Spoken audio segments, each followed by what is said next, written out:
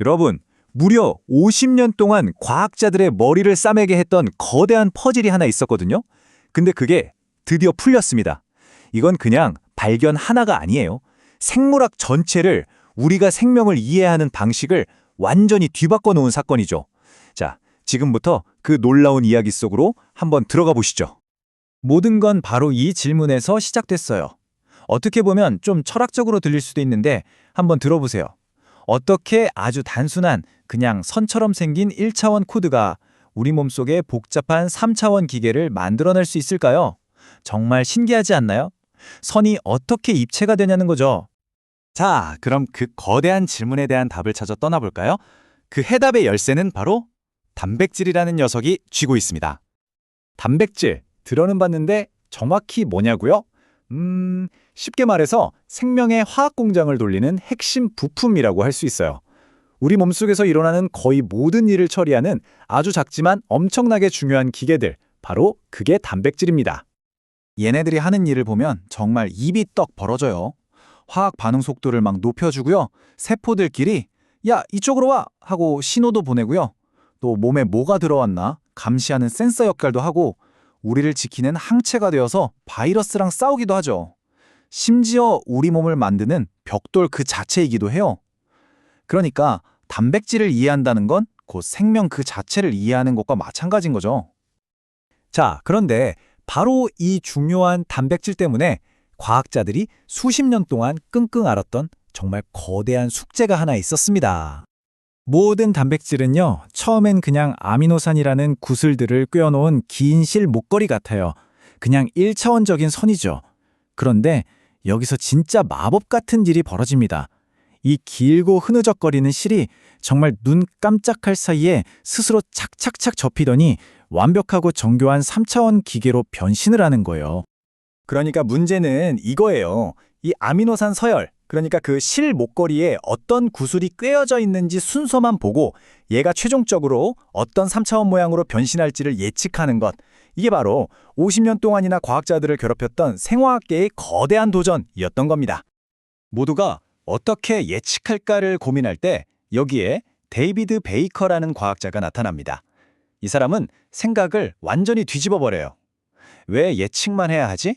그냥 우리가 원하는 모양을 처음부터 만들어버리면 안 돼? 하고 말이죠. 예측이 아니라 설계를 해보자고 한 겁니다. 발상의 전환이죠. 이게 바로 컴퓨터 단백질 설계라는 개념이에요. 문제를 완전히 거꾸로 푼 거죠. 기존 질문이 이 1차원 서열이 어떤 3차원 모양이 될까? 였다면 베이커의 질문은 내가 원하는 이 3차원 모양을 만들려면 어떤 1차원 서열이 필요할까? 였던 거예요. 말 그대로 예측에서 창조의 영역으로 넘어간 순간이었습니다. 그리고 이 놀라운 아이디어가 처음으로 성공한 게 2003년이에요. 그런데 불과 20년 만에 이건 그냥 이론이 아니게 됐습니다. 지금은 이걸로 바이러스를 막는 물질을 직접 설계하고 전에는 상상도 못했던 새로운 나노 물질을 만들어내고 있어요. 정말 어마어마한 발전 속도죠. 자, 그럼 정리해 볼까요? 이 두 가지는 정말 동전의 양면 같아요. 데이비드 베이커의 설계는 말 그대로 쓰기입니다. 원하는 3차원 모양이라는 글을 먼저 쓰고 그 글에 맞는 1차원 서열이라는 분장을 만들어내는 거죠. 반면에 원래 있던 예측이라는 거대한 도전은 읽기에 가까워요.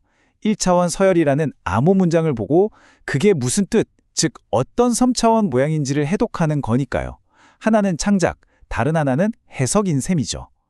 자, 이렇게 쓰기의 문제가 풀리고 있을 때 드디어 50년 동안 모두를 괴롭혔던 그 원래 문제, 바로 읽기 문제를 해결할 끝판왕이 등장합니다. 때는 2020년, 데미스 하사비스와 존 점퍼, 이들이 개발한 한 컴퓨터 프로그램이 마침내 그 50년 묵은 암호를 깨부숴버립니다. 인류가 드디어 생명의 언어를 해독해낸 역사적인 순간이었죠. 그 이름 바로 알파폴드입니다. 들어보셨죠? 알파폴드는 인공지능이에요. 그러니까 이런 거죠. 단백질이 접히는 규칙이 너무너무 복잡해서 인간의 머리로는 도저히 계산이 안 되니까 에라 모르겠다. 그냥 알려진 단백질 데이터를 몽땅 AI한테 던져준 거예요. 네가 한번 보고 규칙을 스스로 찾아봐 하고 말이죠. 그리고 AI는 그걸 정말로 해냈습니다. 스스로 패턴을 학습해서 그 규칙을 깨우친 거죠. 이 발상의 전환이 바로 성공의 열쇠였습니다. 자, 보세요. 한쪽에서는 설계로 단백질을 쓰고 다른 한쪽에서는 알파폴드로 단백질을 읽게 됐어요. 이 두 가지 사건은 그냥 어려운 과학 문제 몇 개를 푼 게 아니에요. 이건 과학의 새로운 시대를 열어젖힌 말 그대로 혁명이었습니다. 2억? 뭐 갑자기 웬 숫자냐고요?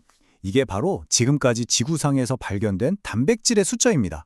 거의 모든 단백질이죠. 그런데 놀라운 건 이제 우리가 이 2억 개 단백질 전부의 3차원 구조를 거의 다 알 수 있게 됐다는 겁니다.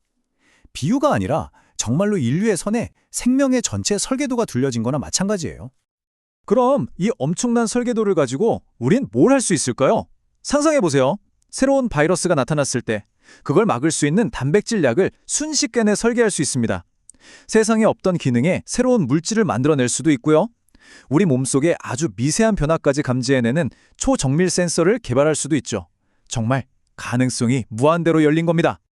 그러니까요. 이게 구조생화학 분야의 혁명을 일으켰다는 말은 정말 조금도 과장이 아닙니다.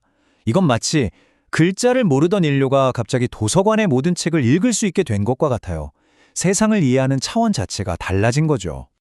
결국 우리는 이제 단백질이라는 생명의 언어를 읽고 또 쓸 수 있게 된 겁니다. 자, 여러분께 묻고 싶네요. 이렇게 강력한 언어를 손에 쥔 인류는 과연 가장 먼저 어떤 이야기를 써내려가야 할까요?